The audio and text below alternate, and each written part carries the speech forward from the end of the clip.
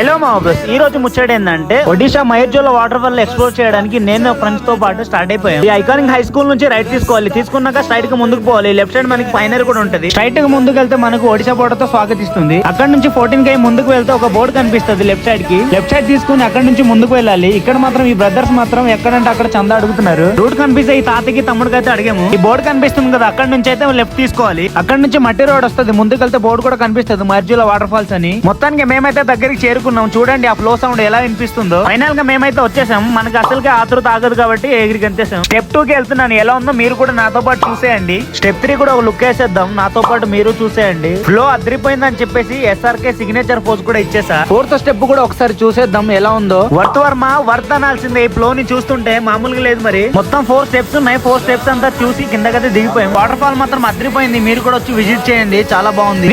ఈ రోజు ముచ్చట వీడియో నచ్చితే ఫాలో కొట్టు మామ. నెక్స్ట్ బ్లాగ్ లో కలుద్దాం.